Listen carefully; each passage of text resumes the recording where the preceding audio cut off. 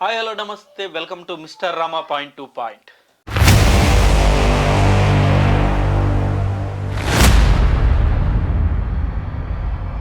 పుట్టుకు పుట్టావా, ఆడ పుట్టుకు పుట్టావా, మగ పుట్టుకు పుట్టావా, ఎలా పుట్టావు? మీ నాన్న కండోము తిరగ తొడుక్కుంటే పుట్టినట్లుండావు. సో మొత్తానికి 2029లో కూడా వైఎస్ఆర్సీపీ పార్టీ అధికారంలో రాకుండా ఉండడానికి వైఎస్ఆర్సీపీకి సంబంధించిన కొందరు శతవిధాల ప్రయత్నాలు చేస్తున్నారు. నిజంగా ఓ పక్కేమో జగన్ గారు, లేకపోతే ఇతర నాయకులు, మాజీ మంత్రులు, లేకపోతే ఎమ్మెల్యేలు, వీళ్ళందరూ కూడా లేదు ఈసారి ఎలాగైనా 2029లో జగన్ గారు గెలిపించుకోవాలి, జగన్ గారిని ముఖ్యమంత్రిగా చూడాలని చెప్పేసి వాళ్ళు పాపం నిరంతరం వాళ్ళు కష్టపడుతూ ఉంటారు. మొన్న కార్యక్రమాలు, ర్యాలీలు కావచ్చు, నిరసన కార్యక్రమం కావచ్చు, లేకపోతే రైతులు పరామర్శించడం కావచ్చు, ఇలా అనేక రకాల ప్రోగ్రామ్స్ చేసుకుంటూ వాళ్ళు ప్రజల్లో వెళ్తూ ఉంటే మరికొందరు అదే వైసీపీ పార్టీని నిజంగా జనాల్లో చీకొట్టించే పనిలో ఉన్నారు వాళ్ళు. అందులో ప్రముఖుడు ఈ ప్రభాకర్, పంచు ప్రభాకర్ అంట. నిజంగా ఆయన ఏదో డాక్టర్ అంట, పశువుల డాక్టర్ అని చెప్పేసి కూడా సోషల్ మీడియాలో చెప్తూ ఉన్నారు. నాకు కూడా సరిగ్గా తెలియదు నిజంగా ఆయన పశువుల డాక్టరా లేకపోతే ఇంకో డాక్టర్ అని తెలీదు. సో ఈయన రీసెంట్గా నిజంగా ఈయన చేసిన వ్యాఖ్యలు ఎంత నీచంగా ఉన్నాయంటే, ఒక మహిళకు సంబంధించి నాకు తెలిసి అదే హ్యాష్ ట్యాగ్ యూలో ఉంటుంది కదా, యాంకర్ సంబంధించి ఈయన చేసిన కామెంట్స్ ఎంత నీచంగా, ఎంత దరిద్రంగా ఉన్నాయంటే, ఇంకా ఇలాంటి వ్యక్తులు నిజంగా వీళ్ళు చదువుకున్నారా లేకపోతే ఇంకేమన్నా చేస్తున్నారా అన్నది అర్థం కాని పరిస్థితి. ఎంత నీచంగా మాట్లాడుతున్నారు. సో ఈ అంశం గురించి మనం కంప్లీట్ వీడియోలో డీటెయిల్గా డిస్కస్ చేద్దాం. అంటే ముందుగా మీ అభిప్రాయాన్ని కూడా కింద కామెంట్ రూపంలో తెలియజేయండి. పంచు ప్రభాకర్ ఆయన చేసిన వ్యాఖ్యలు, హ్యాష్ ట్యాగ్ యాంకర్ మీద చేసిన వ్యాఖ్యలు, ఆ అంశం మీద మీ అభిప్రాయం ఏంటి అనేది ఒక్కసారి కింద కామెంట్ రూపంలో తెలియజేయండి. అలాగే నా ఛానల్ని మీరు ఇంకా సబ్స్క్రైబ్ చేయని వాళ్ళు ఉంటే డెఫినెట్గా సబ్స్క్రైబ్ చేసుకోండి. వివరాల్లోకి వెళ్ళిపోతే, నిజంగా ఆయన మాట్లాడిన ఓవరాల్ ఆ వీడియో చూసిన తర్వాత నిజంగా నాకు అనిపిస్తుంది, ఆయన కనుక ఇండియాలో ఉంటే ఈ పాటికి నిజంగా వేరే లెవెల్ ట్రీట్మెంట్ ఉండేది. ఎందుకంటే ఆయన కేవలం యాంకర్ని మాత్రమే టార్గెట్ చేసింది. లోకేష్ గారిని టార్గెట్ చేశారు, చంద్రబాబు నాయుడు గారి గురించి మాట్లాడారు, భువనేశ్వర్ గారి గురించి మాట్లాడారు, రఘురామకృష్ణరాజు గారి గురించి మాట్లాడారు. వీళ్ళందరి గురించి ఆయన నీచంగా మాట్లాడాడు. నోట్ ది పాయింట్, నీచంగా మాట్లాడాడు. అంటే వాళ్ళు అనుకోండొచ్చు మేబీ ఈ ప్రభాకర్ లాంటి వాళ్ళు, మేము ఫారిన్లో ఉన్నాం కదా, మాకేం చేసుకోలేరు, ఏం పీక్కోలేరు అని చెప్పేసి వాళ్ళు మేబీ అనుకోండొచ్చు. బట్ ఒకసారి లోకేష్ గారు, లేకపోతే పవన్ కళ్యాణ్ గారు, లేకపోతే చంద్రబాబు నాయుడు గారు టార్గెట్ చేస్తే ఎంతసేపు రప్పియడం ఇండియాకి? పోనీ వీళ్ళు ఏమన్నా శాశ్వతంగా అక్కడే ఉండిపోతారా? ఇండియాకి రారా? ఇండియాకి వచ్చినప్పుడు వీళ్ళ పరిస్థితి ఏంది? ఇప్పుడు ఆల్రెడీ ఇలాంటి వ్యాఖ్యలే గతంలో చేసిన, మొన్న ఒక వ్యక్తిని వాళ్ళ నాన్న చనిపోయారు అని చెప్పేసి ఇండియాకి వచ్చిన వ్యక్తిని అరెస్ట్ చేసి వాళ్ళు ఎలాంటి ట్రీట్మెంట్ ఇస్తున్నారో మనం అందరూ చూస్తూనే ఉన్నాం. సో మనం అధికారంలో ఉన్నామనో లేకపోతే మనం ఫారిన్లో ఉన్నామనో విచ్చలవిడి కామెంట్స్ చేస్తే, నిజంగా కామెంట్స్ చేసి సునకానందం పొందిండొచ్చు, ఎస్ నేను తిట్టేశాను అమ్మాయికి అని చెప్పేసి, లేకపోతే ఆయన తిట్టిన వీడియోల్ని కొందరు వైరల్ చేస్తూ సునకానందం పొందుతుండొచ్చు వైసీపీకి సంబంధించిన నాయకులు. బట్ అది విన్న తర్వాత చాలామంది వైసీపీలో ఉండే నాయకులే ఆ ప్రభాకర్ని చీకొడుతున్నారు. ఇలాంటి దరిద్రున్నా మేము సపోర్ట్ చేస్తుంది, ఇలాంటి నీచున్నా మేము సపోర్ట్ చేస్తుంది అని చెప్పేసి. ప్రాక్టికల్గా నేను ఆ వీడియో చూసిన తర్వాత చాలామంది వైసీపీ నాయకులతో మాట్లాడాను. ఏంటండి ఇలాంటి వ్యక్తులు మీ పార్టీలో ఉన్నారు అని చెప్పేసి. అసలు ఆయనకి మా పార్టీకి సంబంధమే లేదు, ఆయన మా పార్టీయే కాదు, ఏదో జగన్ గారి మీద అభిమానంతో ఆయన మాట్లాడుతూ ఉంటారు అని చెప్పేసి. బట్ ఈ స్టేట్మెంట్ ఇవ్వాల్సింది ఎవరు? హైకమాండ్, వైసీపీ హైకమాండ్ కదా. ఇప్పటికి కూడా స్టిల్ ప్రభాకర్ ఎవరైతే ఉన్నారో, ప్రభాకర్ రెడ్డి అనుకుంటా ఆయన పేరు, ఆయన ఎవరైతే వైసీపీకి అనుకూలంగా మాట్లాడుతుంటారో ఆయనకి ఇప్పటికీ స్టిల్ ప్రజలు ఏమనుకుంటున్నారు, వైఎస్ఆర్సీపీ పార్టీ సంబంధించిన నాయకుడే కదా అనుకుంటున్నారు. ఇప్పుడు ఓవరాల్ సారాంశంలో నిజంగా హ్యాష్ ట్యాగ్ ఆ మేడము లేకపోతే యాంకర్ మాట్లాడింది ఏంటి? మొన్న ఒకడు గతంలో జగన్ గారి అండ చూసుకొని ప్రభుత్వంలో మేము అధికారంలో ఉన్నామని చెప్పేసి కూడా టీడీపీ మహిళలకు సంబంధించి నీచంగా మాట్లాడాడు. అలా నీచంగా మాట్లాడినందుకు మొన్న ఆ ట్రీట్మెంట్ అనేది పోలీసు వారు చేశారు. అండ్ అది ప్రస్తుతం ఆయన జైల్లో ఉన్నారు. దానికి సంబంధించి ఆమె వీళ్ళిద్దరు ఎవరు, ఈ పంచప్రభాకరు లేకపోతే ఈ ప్రదీప్ అనే వ్యక్తి ఉంటారు కదా, చింతా ప్రదీప్, ఇది వాళ్ళిద్దరికి సంబంధించి ఆమె ఒక వీడియో చేసింది. అందులో ఆమె ఎక్కడే కానీ వల్గారిటీ వర్డ్ వాడలేదే. మీరు ఇండియాకి వస్తే మీకు కూడా ఇలాంటి ట్రీట్మెంట్ ఉంటుందని ఆమె మాట్లాడింది. ఎక్కడే కానీ బూతులు మాట్లాడలేదు ఆమె.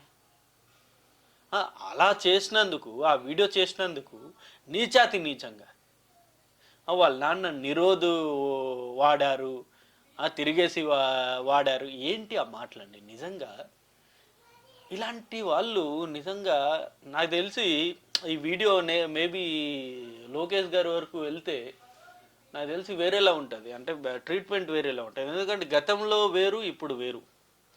సోషల్ మీడియా కామెంట్స్ని అంత లైట్ తీసుకునే పరిస్థితి లేదు. ఖచ్చితంగా యాక్షన్ అనేది ఉంటుంది. సో ఇది రఘురామ కృష్ణరాజు గారు ఆమెకు మందు పోయిచ్చి వాళ్ళని తిట్టించారంట. రఘురామ కృష్ణరాజు గారి లెవెల్ ఎక్కడ, అసలు మీ లెవెల్ ఎక్కడ? రఘురామ కృష్ణరాజు గారు డిప్యూటీ స్పీకర్, ఆయన ఆంధ్రప్రదేశ్ రాష్ట్రానికి. మీరేంటి? మీ పొజిషన్ ఏంటి? మీ పరిస్థితి ఏంటి? ఇండియాకి వస్తే ఎక్కడ ఈడ్స్కి వెళ్తారో లాక్కెళ్తారో అని చెప్పేసి ఫారిన్లో బిక్కుమంటూ బ్రతుకుతున్నారు. అందులో కొంత ఈయనతో పోలిస్తే ఆ ప్రదీప్ చింత ఆయన కొంచెం బెటరు. పాపం ఆయన నిజంగా ఆయన విమర్శలు చేస్తూ ఉంటారు.